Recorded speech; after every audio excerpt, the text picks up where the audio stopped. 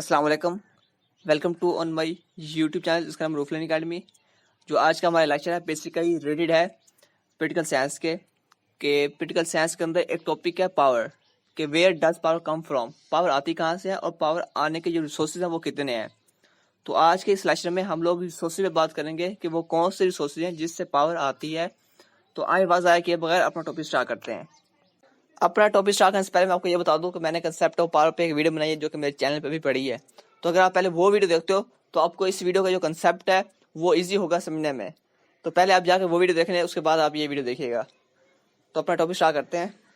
چلیے اپنا topic start کرتے ہیں. ہمارے ٹاپک کا نام تھا ریسورسز آف پاور، کہ پاور کے کتنے ریسورسز ہیں. بیسیکلی دو ریسورسز ہیں، ایک ہے فارمر ریسورسز، ایک ہے پرسنل ریسورسز. جو ہم آج بات کرنے والے ہیں وہ ہے فارمر ریسورسز پہ. کہ فارمر ریسورسز ہوتا کیا ہے؟ یہ ایسے ریسورسز ہیں جو آپ کسی ادارے کے اندر رہ کے آپ کو یہ پاور ملتی ہے، اس کو بولتے ہیں فارمر ریسورسز. تو ان کے چار نام ہیں، چار ریسورسز ہیں. پہلا ہے کوریسیو، سیکنڈ ہے ریوارڈ، تھرڈ ہے لیجیٹمیٹ اور فور ہے انفارمیشن. اب یہ چار ریسورسز ہیں. اب ہم ان چار ریسورسز کو ون بائی ون کر کے ایکسپلین کریں گے. جی تو میرا پہلا پوائنٹ ہے کوریسیو. اس میں یہ کہتا ہے کہ ability to punish use of fear, کہ ایک آدمی ہے، اس کے ہاتھ میں پاور ہے، وہ اسی پاور کی وجہ سے کسی کو پنش کرتا ہے، اس کو ڈراتا ہے، اس سے کام کرواتا ہے. تو یہاں پہ میں آپ کو ایک ایگزامپل دوں گا جس سے آپ ایزیلی سمجھ جاؤ گے کہ اس پوائنٹ کا جو کنسیپٹ وہ کیا ہے. کہ ایک کمپنی ہے، اس کے اندر ایک بندہ کام کر رہا ہے، ایک امپلائر ہے. اس کے اوپر ایک بندہ کام کر رہا ہے جو اس کا مینیجر ہے. وہ اس کو کام دیتا ہے، اس کو دیتا ہے وہ 5 فائلیں. وہ کہتا ہے یہ 5 فائلیں تمہیں دے رہا ہوں، تو آپ نے اسی ایک دن کے اندر اسی 5 فائلوں کو کلیئر کرنا ہے. مجھے کلیئر چاہیے 5 فائلیں، نہیں تو میں آپ کو ڈسمس کر دوں گا، نہیں تو میں آپ کو اس کمپنی سے نکال دوں گا، نہیں تو میں آپ کو سسپینڈ کر دوں گا. تو اس کے پاس اس کو مینیجر کے پاس پاور ہے. اسی پاور کی وجہ سے وہ اپنے جو اس کا نیچے کام کر رہا ہے ورکر ہے اس کو ڈرا رہا ہے. اس کو کہتا ہے نہیں میں تمہیں سسپینڈ کر لوں گا اگر آپ نے یہ کام کمپلیٹ نہ کیا ایک دن کے اندر. جو فائلیں دی ہیں اس کو کمپلیٹ کرو ایک دن کے اندر، نہیں تو ڈسمس ہو جاؤ گے. اس کو کہتے ہیں کوریسیو، کہ کسی کے ہاتھ میں بیلٹی ہے، اس کی بیلٹی کی وجہ سے وہ کسی دوسرے کو ڈراتا ہے، دھمکاتا ہے اور اس سے کام کرواتا ہے. یہ تھا ہمارا فرسٹ پوائنٹ کوریسیو. اس کے بعد سیکنڈ پوائنٹ ہے ریوارڈز. اس میں یہ کہتا ہے کنٹرول اوور ریوارڈز. تو میں آپ کو اس کے ایک بیسٹ ایگزامپل دیتا ہوں. اس میں ایک ایگزامپل یہ ہوگی کہ ایک کمپنی ہے، اس کے اندر ایک امپلائی کام کر رہا ہے، اس کا ایک باس ہے یا پھر اس کمپنی کا جو اونر ہے.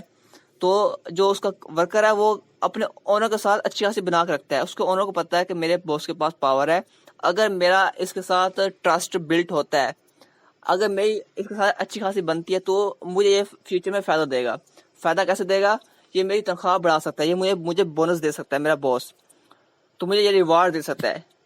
یا پھر لوگوں کے سامنے یہ میری تعریف کرے گا کہ یہ بھائی یہ میرا امپلائر ہے، یہ میرا ایک ورکر ہے جو کہ بہت ہی اچھا انسان ہے، بہت ہی ٹرسٹفل انسان ہے، تو میں اس کی بہت عزت کرتا ہوں. اس چیز سے اس کا جو ورکر ہے وہ کہتا ہے کہ میرا باس میری تعریف کرے گا، مجھے ریوارڈ ملے گا.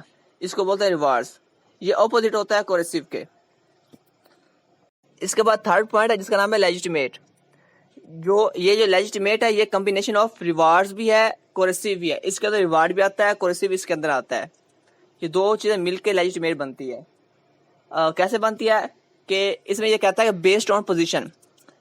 اس کی ایگزامپل یہ ہوگی کہ ایک آدمی ہے جو کہ کمپنی کے اندر کام کرے، یا پھر ایک سکول دیکھ لیں. ایک سکول کا پرنسپل ہے، اس کے ہاتھ میں ایک پاور ہے، اس کی ایک پوزیشن ہے. وہ اس پوزیشن سے باہر نہیں جا سکتا، لیکن پوزیشن کے اندر رہ کے کسی کو پنش بھی کر سکتا ہے، کسی کو ریوارڈ بھی دے سکتا ہے. یا پھر کسی بینک کا پریزیڈنٹ ہے، یا پھر کسی آرمی کا کیپٹن ہے. وہ اپنی پاور کے اندر رہ کے، اپنی پوزیشن کے اندر رہ کے کسی کو پنش بھی کرے گا، کسی کو بونس دے سکتا ہے، کسی کو مطلب فائنینشلی طور پہ بھی اس کی مدد کر سکتا ہے. اس کو بولتے ہیں لیجیٹمیٹ. یہ بھی ایک پاور ہے جو کہ آتی ہے دونوں کوریسیو اور ریوارڈ سے مل کر.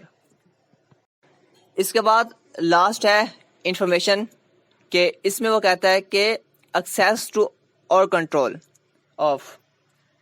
اس ایگزامپل میں آپ کو دوں گا یہ کہ ایک کمپنی ہے، اس کے اندر ایک مینیجر کام کر رہا ہے، اور مینیجر کے پاس ایک پاور ہے. اور پاور کیسی ہے؟ پاور ایسی ہے کہ اس کے پاس پوری کمپنی کا ڈیٹا ہے کہ کون سا امپلائر ہے، کون سا ورکر ہے، وہ کب آتا ہے کب جاتا ہے، اس نے پچھلے 6 ماہ میں کتنی چھٹیاں کی ہیں، پچھلے 6 ماہ میں اس نے کتنی تنخواہ لے لی ہے، پچھلے 6 ماہ میں اس نے کون سا کام کیا، اس نے کتنی فائلیں کلیئر کی ہیں، کتنی فائلیں اس کے بھی رہتی ہیں، کتنی فائلیں اس کے بھی پینڈنگ میں پڑی ہیں. یا پھر وہ کتنی چھٹیاں کر رہا ہے ہر منتھ میں، یا پھر وہ کس ڈیٹ کو آتا ہے کس ڈیٹ کو نہیں آتا، یا پھر یہ دیکھ لیں کہ وہ کتنے بجے آتا ہے اور کتنے بجے جاتا ہے.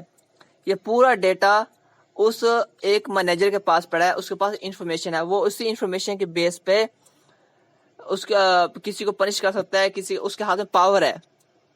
ساری انفارمیشن اس کے ہاتھ میں ہے، اس کے ہاتھ میں پاور پڑی ہے. اس کو بولتے ہیں انفارمیشن. یہ بھی ایک پاور کی ٹائپ ہے. جیسے کہ ایک مینیجر ہے یا پھر ایک ڈپارٹمنٹ ہے، اس کا ایک ایچ او ڈی ہے یا پھر ایک کلاس کا انچارج ہے، اس کے ہاتھ میں پاور ہے کہ اس کے ہاتھ میں ایک انفارمیشن ہے، اس کے ہاتھ میں پوری کلاس کا ہولڈ ہے کہ پوری کلاس کا ہولڈ کیسے ہے، کہ اس کو پتا ہے میری کلاس میں 50 طالب علم ہے، تو اس میں سے جو ایک پچھلے ماہ سے کتنے طالب علم آئے ہیں کتنے طالب علم نہیں آئے. اس کو بولتے ہیں انفارمیشن. یہ بھی ایک پاور کی ٹائپ ہے. اس سے انفارمیشن آتی ہے، اس سے پاور آتی ہے. آئی ہوپ آپ کو اس لیکچر سمجھ آ گئی ہوگی. اگر کسی اسٹوڈنٹ کو کوئی کنفیوژن ہے اس ٹاپک میں یا کسی اور ٹاپک میں، تو وہ مجھ سے کمنٹس کر سکتا ہے کہ سر مجھے فلاں ٹاپک کی سمجھ نہیں آئی، تو میں آپ کو وہ ٹاپک ایزیلی کلیئر کرنے کی کوشش کروں گا. اور آپ کمنٹس کیجیے اور اچھے کمنٹس کیجیے. Thank you for watching. Thank you. خدا حافظ. اگر آپ کو ہماری ویڈیو اچھی لگی ہو تو پلیز سبسکرائب کریں ہمارے یوٹیوب چینل کو، لائک کریں، کمنٹ کریں، شیئر کریں، اور ساتھ ساتھ بیل آئکن کے بٹن کلک کریں تاکہ ہماری ہر آنے والی نیو ویڈیو کا نوٹیفیکیشن سب سے پہلے آپ تک پہنچے. Thank you. خدا حافظ.